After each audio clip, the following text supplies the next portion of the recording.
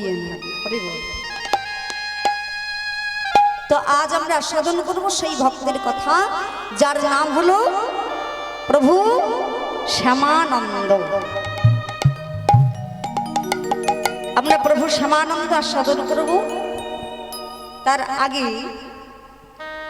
আজকে আমরা সকলে মিলে এসে আজকে যে জায়গায় বসেছি, যার জন্য আমরা বসেছি, সেও কিন্তু কম বড় ভক্ত নন। হরি বল। যার জন্ম জয়ন্তী উপলক্ষে আমরা আজকে বসেছি এখানে, সেই পবন পুত্র তিনিও কিন্তু কম ভক্ত নন। কেন? নিজের এই দুঃখ বিদারণ করে যিনি রাম সীতার যুগল মূর্তি দর্শন করিয়েছিলেন। হরি বল। তো আমরা আস্বাদন করবো প্রভু শ্যামানন্দ। কিন্তু মাগো, একটা কথা কি, 84 লক্ষ জুড়ি ভ্রমণ করে এই মানব দেহ পেয়েছি, এই অমৃত মাখা মধুমাখা বদন পেয়েছি দিনান্তে নিশান্তে একবার তার নাম করবার জন্য। আর এই মানব কুলে জন্মগ্রহণ করে এই ধরাধামে এসে যদি একবার তার নাম করতেই বা না পারলাম, তাহলে মানব কুলে এসে আমাদের ওই আসা যাওয়া সার হবে। এই আসা যাওয়া সার হবে বাবা। কেন? এই কৃষ্ণ ভজনে হলো মানব জীবনের প্রকৃত সার্থকতা। আর এই কৃষ্ণ ভজন করবার জন্য, কৃষ্ণ নাম ভজন করবার জন্য কৈলাসপতি ভোলানাথ সাধের কৈলাস ছেড়ে এসেছেন কমলাক্ষ রূপে। আর এই কমলাক্ষ হয়ে শান্তিপুরে এলেন বাবা। আর শান্তিপুরে এসে কৃষ্ণ ভজন করতে করতে ওই গঙ্গা জলে তিল তুলসী নিবেদন করে ইনি তো এলেছিলেন আমার সেই গোলকের হরি, গোলকের নাথকে আমাদের মাঝে নামিয়ে। কৃষ্ণ ভজন করতে করতে আর ফিরে যাওয়া হলো না তার, রয়ে গেলেন সাধের শান্তিপুরে। আর নাম হলো অদ্বৈত আচার্য।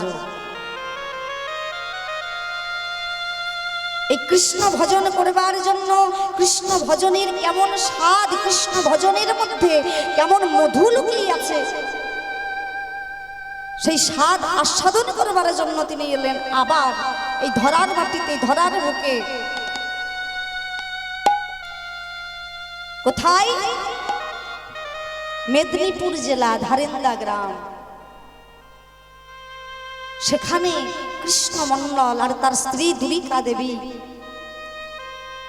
দুঃখের সংসার। যেদিন ভিক্ষা মেলে, নগরে নগরে গিয়ে ভিক্ষা করে নিয়ে আসতে পারে, সেদিন সেবা পায়। আর যেদিন ভিক্ষা মেলে না মাগো, সেদিন উপবাসে চলে যায়।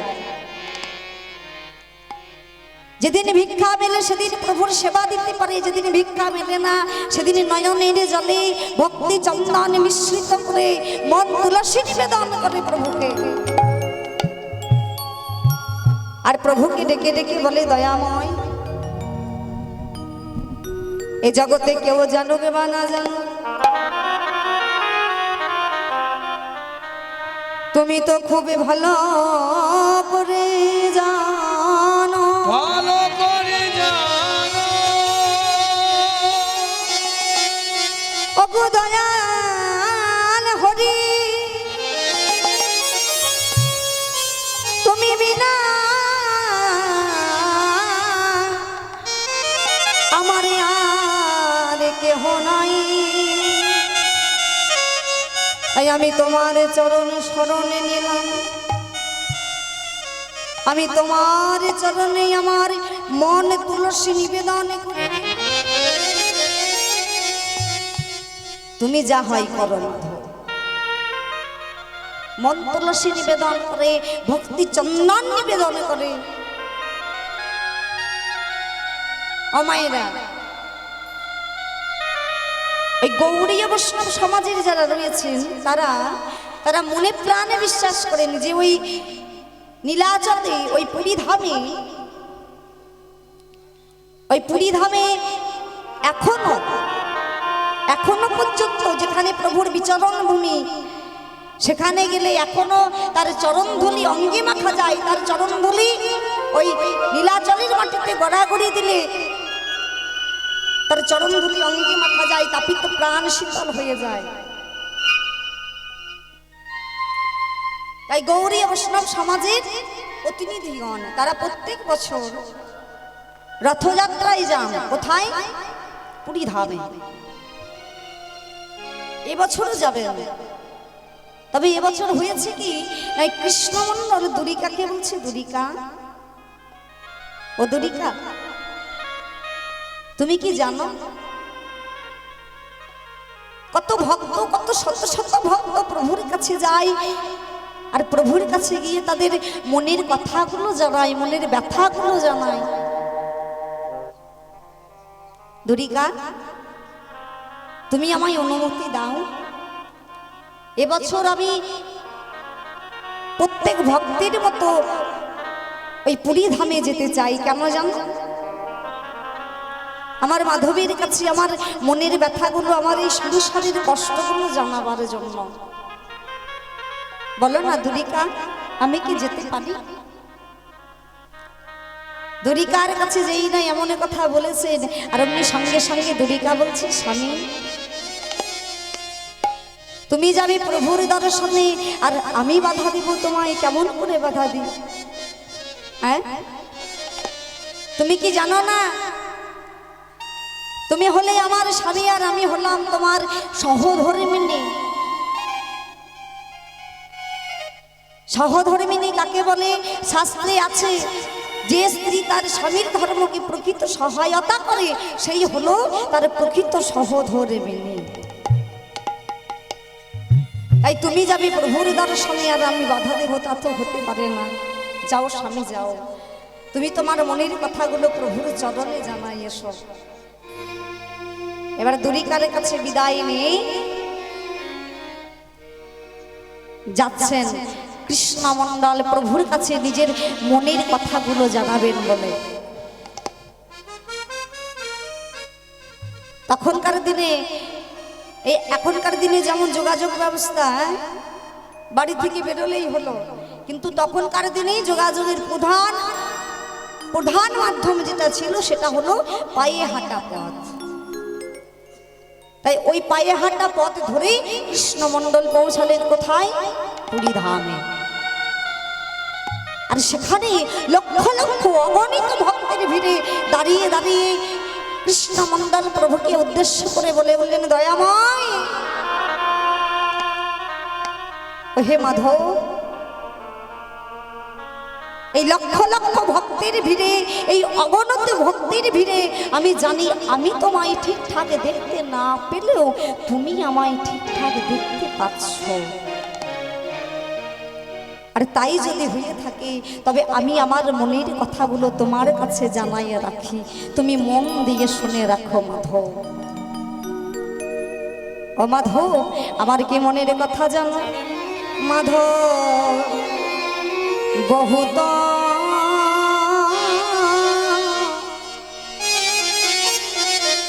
মিনতি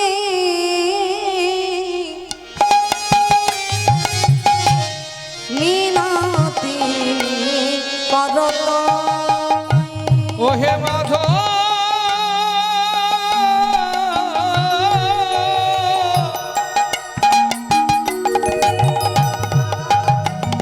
বহুত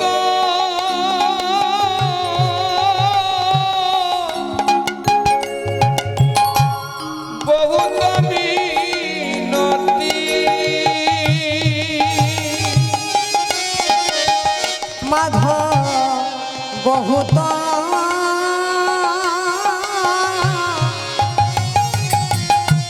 মিনতি মিনতি করত, ও হে মাধব,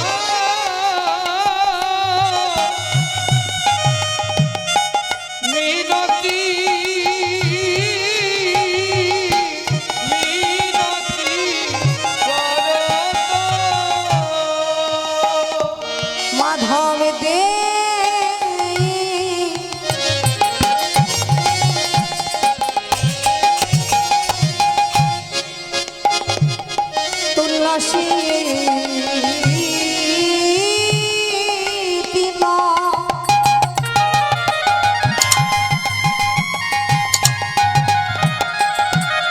আমার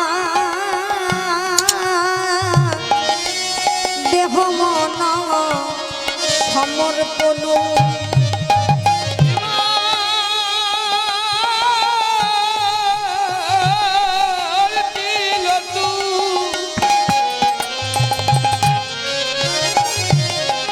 রশি দিয়া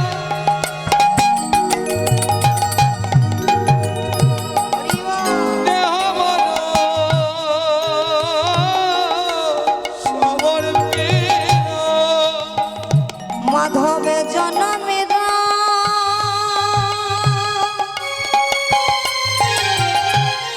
মতা রাঙা রাঙা পায়ে গো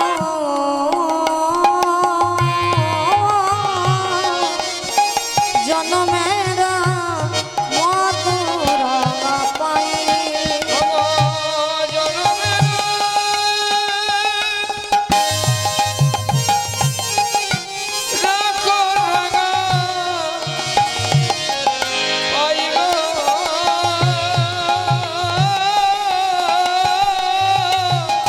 আজ জনমের মতো রাঙা পা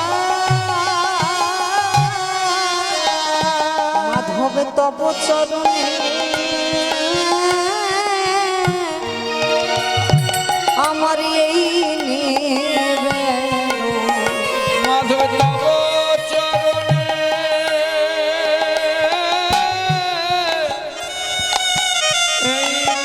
এই নতি যেন চরণ ছদা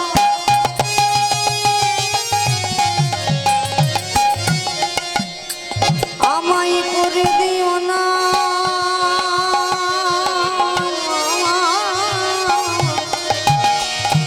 মাধবে তব চরণে এই নিবেদন আমার চরণ ছাড়া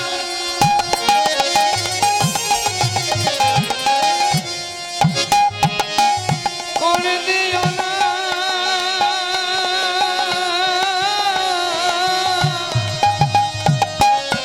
তব চরণে আমার এই নতি মাধব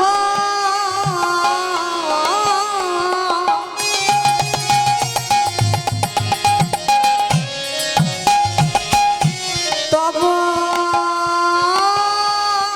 চরণে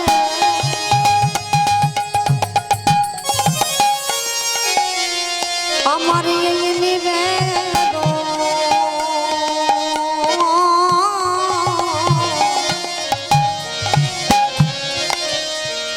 যেন চরণ ছাড়া করোনা হোক তব চরণে নিবেদন চরণ ছাড়া করো তব চরণে নিবেদন চরণ ছাড়া করো যেন চরণ ছাড়া করোনা তাই বলুন হরি হরি করো হে চরণ ছাড়া করো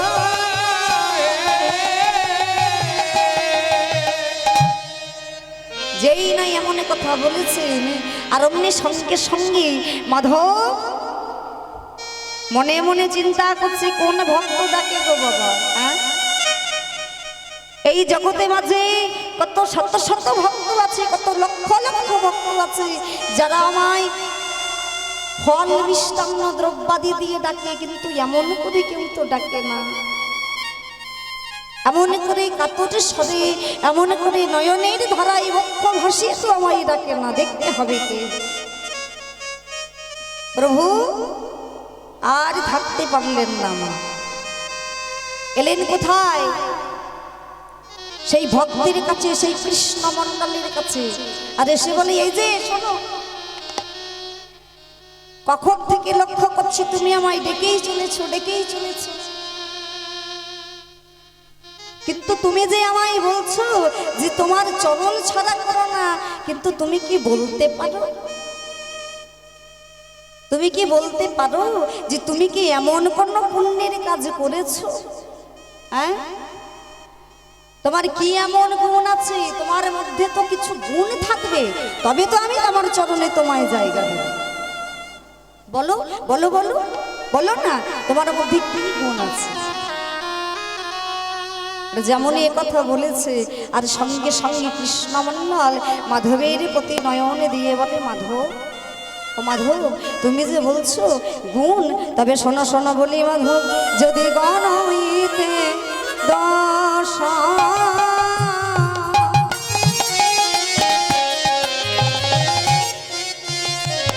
আমার গুণলেশ না পাবি, আর গুনাইতে দোষ হয়।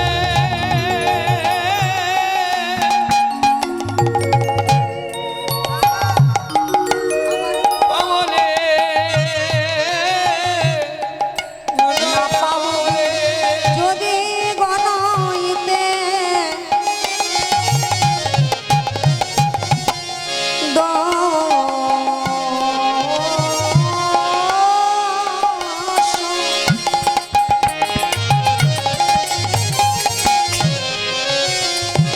আমার গুণলেশ না পাবো জব তুহু করবি বিচার, জব তুহু করবি বিচার, জগত করব বিচার, জগত করব বিচার। আমার কোনো গুণ নাই হে মাধব, কোনই গুণ নাই মাধব, আমার কোনো গুণ নাই হে মাধব, কোনই গুণ নাই মাধব। আমার হৃদয় কেবল দোষে ভরা, কোনো গুণ নাই হে মাধব, হৃদয় কেবল দোষে ভরা, কোনই গুণ নাই মাধব। আমার হৃদয় কেবল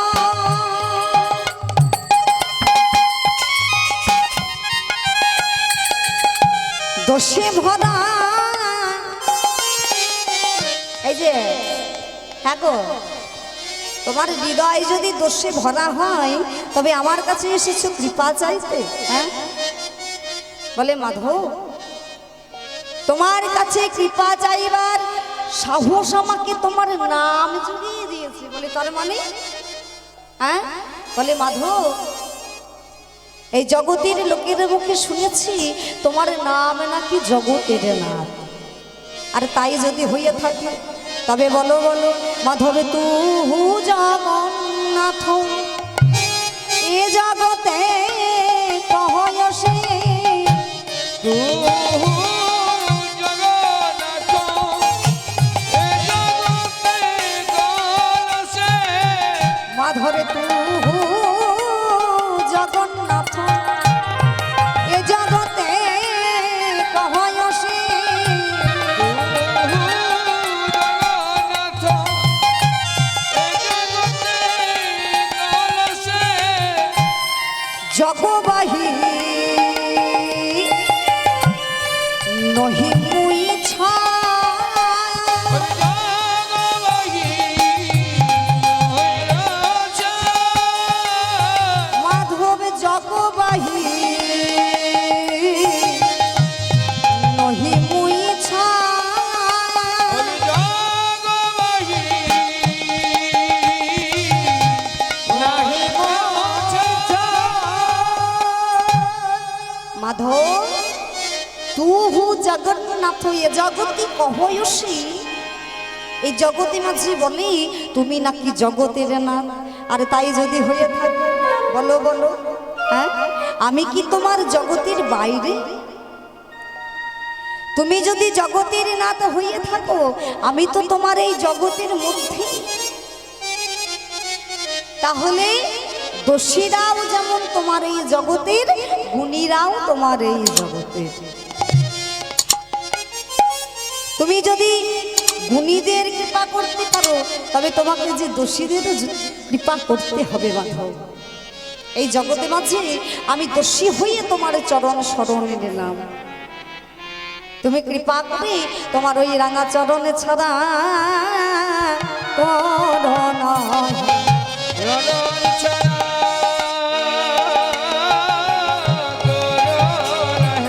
রাঙা চরণে ছাড়া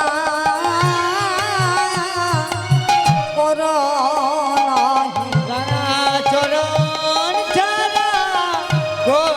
না। আমি তোমার চরণ শরণ নিলাম, রাঙা চরণ ছাড়া করো না। আমি তোমার চরণে শরণ নিলাম, চরণ ছাড়া করো না হে। আমি তোমার চরণ শরণ নিলাম,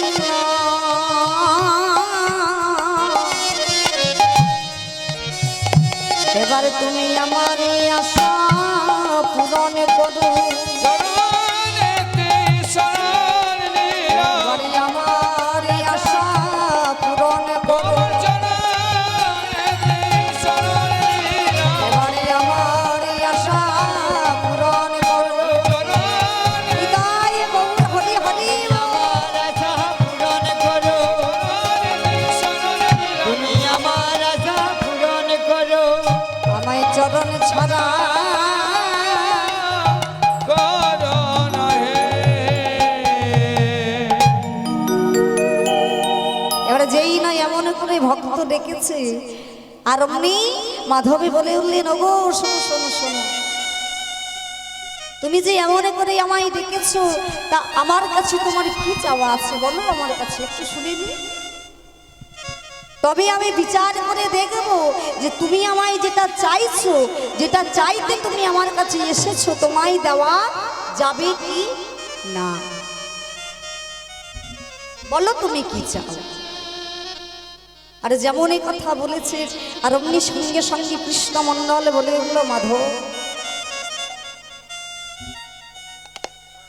তোমায় না চাইতে তুমি আমায় তিনটি সন্তান দিয়েছো, কিন্তু তারা সর্বদা নিজেদের মধ্যে নিজেদের কর্মে ব্যস্ত থাকে, নিজেদের সংসার নিয়ে ব্যস্ত থাকে।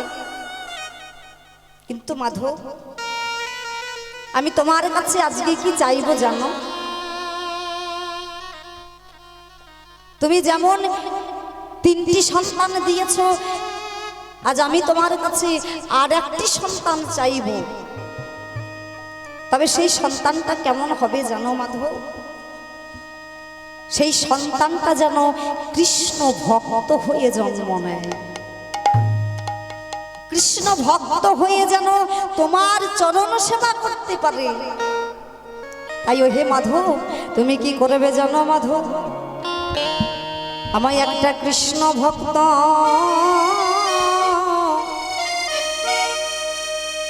সন্তান দিও,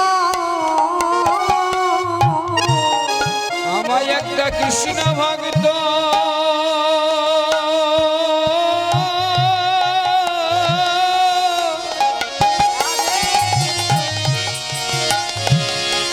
সন্তান দিও। আমি আর তো কিছু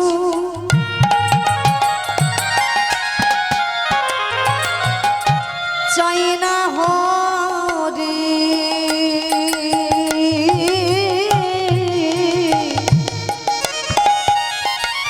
যেন আমায় একটা কৃষ্ণ ভক্ত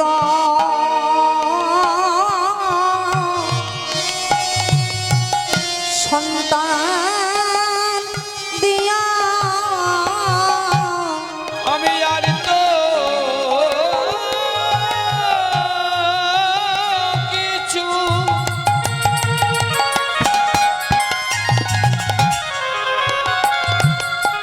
চাই না হরি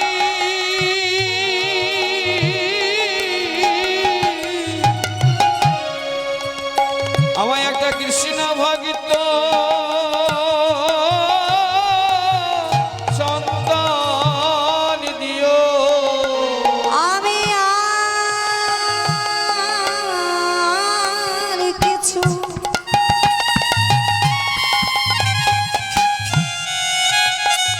কিছু চাই না হরি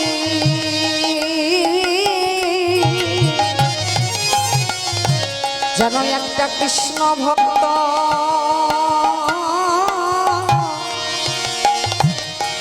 সন্তান দিয়া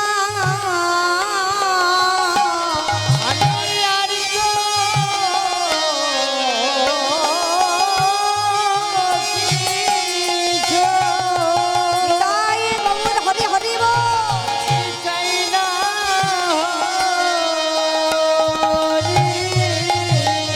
আমায় একটা কৃষ্ণ ভক্ত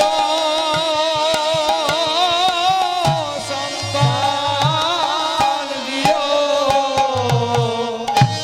মাধবীর কাছে কৃষ্ণ ভক্ত সন্তান চাইল মা হরি বল। চাইতে গেল এক আর চেয়ে বসলো আর এক। বলতে গেল নিজের অভাব অনটনের কথা, নিজের কষ্টের কথা, নিজের দুঃখের কথা, নিজের সংসারের কথা, কিন্তু বলে বসলো একটা কৃষ্ণ ভক্ত সন্তান দিও। ও মায়েরা, আমরা এই প্রাকৃতিক জগতে বাস করে, আমরা এই জগতে মাঝে বাস করে ভগবানের কাছে সবসময় সন্তানের জন্য কি বলি? আমার সন্তান বড় হয়ে যেন মাস্টার হয়, বড় হয়ে যেন ডাক্তার হয়, উকিল হয়, ব্যারিস্টার হয়। কিন্তু আমরা কেউ কি ভগবানের কাছে বলি, ওহে ভগবান তুমি দেখো আমার সন্তানটা যেন একটু কৃষ্ণ ভক্ত হয়ে জন্ম নেয়, একটু কৃষ্ণ ভক্ত হয়, একটু তোমার চরণে সেবা যেন করতে পারে। আমরা কেউ চাই না মা হরি বল। মহাজন বলছেন একটা ভক্তের চাওয়া ঠিক এমনই হয় গো। চাইতে গেল এক আর চেয়ে বসলো আর এক। হ্যাঁ, চাইতে গেল এক আর চেয়ে বসলো আর এক। আরে চাইতে পারবে কেন? সে তো ভক্ত। তাই তো মহাজন বললেন ভক্ত হওয়া তো সহজ ব্যাপার নয়, ভক্ত হওয়া শক্ত, এটা মুখের কথা নয়। কেন? গোবিন্দ জ্বালা দেন, যন্ত্রণা দেন, ওই জ্বালা যন্ত্রণা সহ্য করে যদি তার চরণে কেউ ধরে রাখতে পারেন, তবে এক জন্মের জন্য নয় বাবা, জন্ম জন্মান্তরের জন্য সে তার দাসের অনুদাস হয়ে থাকেন। কেন? তিনি নিজ মুখে বলেছেন যে করেই আমার আশ আমি তার করি সর্বনাশ, তাতেও যদি না ছাড়েই আমার পাশ, তবে জন্ম জন্মান্তরে হই আমি তার দাসের অনুদাস। এবার কৃষ্ণ ভক্ত সন্তান চেয়ে কৃষ্ণ মণ্ডল ফিরে এলেন নিজ ঘরে, সেই ধারেন্দা গ্রামে। আর গ্রামে ফিরে এসে স্ত্রী দুরিকার কাছে গিয়ে বলছে, দুরিকা তুমি কি জানো আমি তোমার আর আমার জন্য প্রভুর কাছে কি চেয়ে নিয়ে এসেছি? আমি তোমার আর আমার জন্য প্রভুর কাছে এক অমূল্য সম্পদ চেয়ে এনেছি। সেটা কি জানো দুরিকা? একটা কৃষ্ণ ভক্ত সন্তান।